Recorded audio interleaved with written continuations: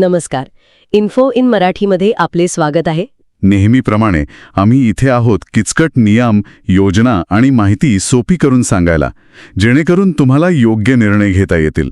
घर किंवा जमीन खरेदी करणं हा आपल्यापैकी अनेकांच्या आयुष्यातला एक खूप मोठा, खूप भावनिक आणि तितकाच मोठा आर्थिक निर्णय असतो. अगदी. आणि या प्रक्रियेत आपण सर्च रिपोर्ट आणि टायटल रिपोर्ट हे शब्द अनेकदा ऐकतो. हो, आणि हे शब्द ऐकले की थोडं दडपण येतं.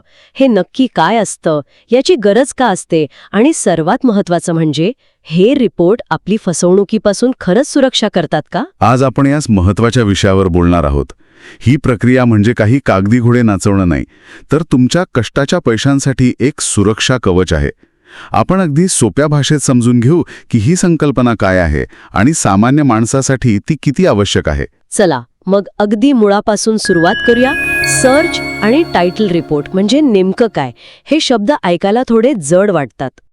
याला आपण मालमत्तेची कुंडली किंवा हेल्थ रिपोर्ट म्हणू शकतो. कायद्यामध्ये खरेदीदारानं सावध राहावे म्हणजे कॅव्हिएट एम्प्टर हे तत्व लागू होतं.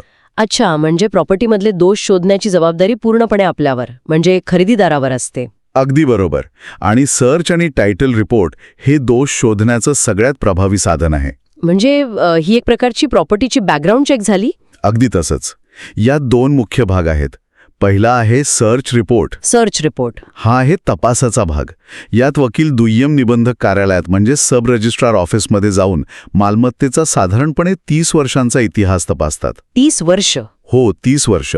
या काळात कोणते व्यवहार झाले, म्हणजे विक्री झाली का, गहाण ठेवली होती का, कोणी बक्षील दिलं का, किंवा त्यावर कोर्टाचा काही मनाई हुकूम आहे का, हे सगळं शोधलं जातं.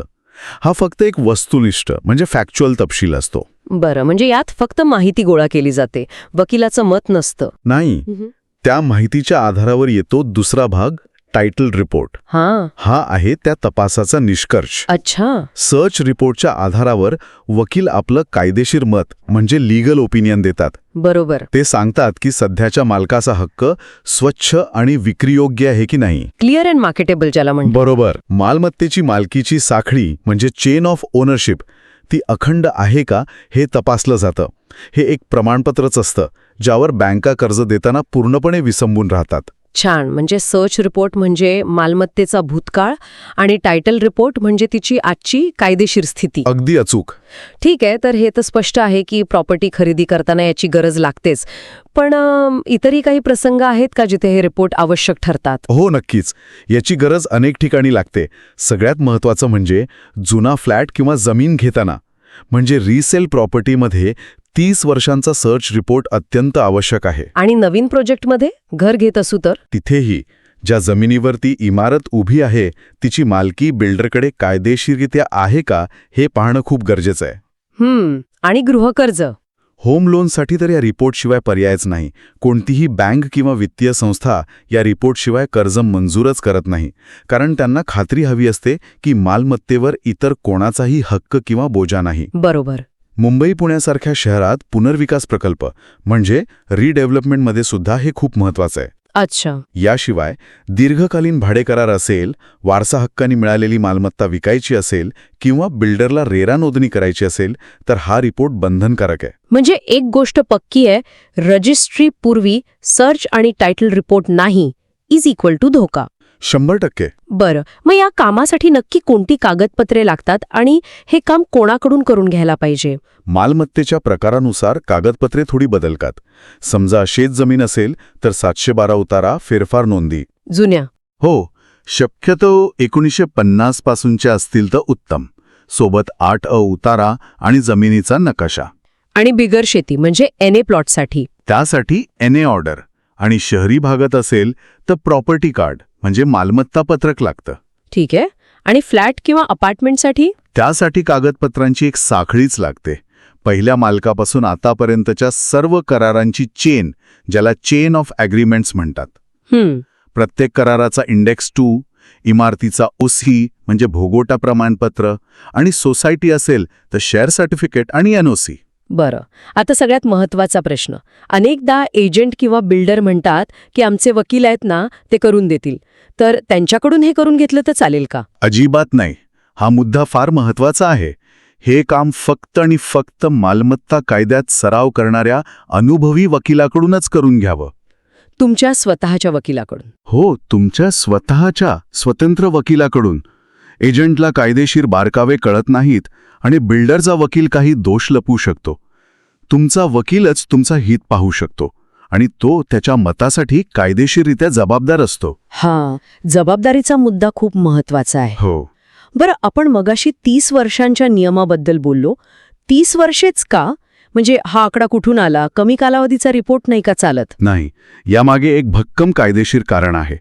आपल्या लिमिटेशन ॲक्टनुसार सरकारी जमिनीवर हक्क सांगण्यासाठी सरकारला 30 वर्षांची मुदत असते. अच्छा, म्हणजे आपण एखादी प्रॉपर्टी घेतली आणि नंतर 15-20 वर्षांनी सरकार म्हणालं की ही जमीन आमची आहे, तर तुमचा व्यवहार धोक्यात येऊ शकतो. त्यामुळे 30 वर्षांचा सर्च तुम्हाला भविष्यातल्या अशा सरकारी दाव्यांपासून वाचवतो. बापरे. आणि दुसरं कारण म्हणजे साधारणपणे 30 वर्षे म्हणजे एक पिढी. या काळात जर एखाद्या डावललेल्या वारसाचा हक्क असेल तर तो समोर येऊ शकतो. म्हणूनच बँका 30 वर्षांच्या रिपोर्टचाच आग्रह धरतात. हे खूपच महत्वाचं आहे. बरं, या सगळ्या प्रक्रियेला वेळ आणि खर्च साधारण किती येतो? यात थोडा संयम ठेवावा लागतो. सरकारी कार्यालयातून जुने रेकॉर्ड काढणं, वर्तमानपत्रात जाहीर नोटीस देणं. नोटीस ती पण द्यावी लागते. हो, आणि त्यासाठी कायद्यानुसार 14 दिवसांचा कालावधी द्यावा लागतो.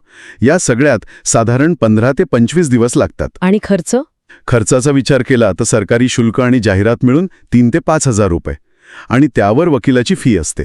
पण एक गोष्ट लक्षात घ्या, लाखो करोडोंच्या व्यवहारात फसवणूक टाळण्यासाठी हा खर्च म्हणजे एक आवश्यक गुंतवणूक आहे, खर्च नाही. अगदी, ही गुंतवणूकच आहे. हो.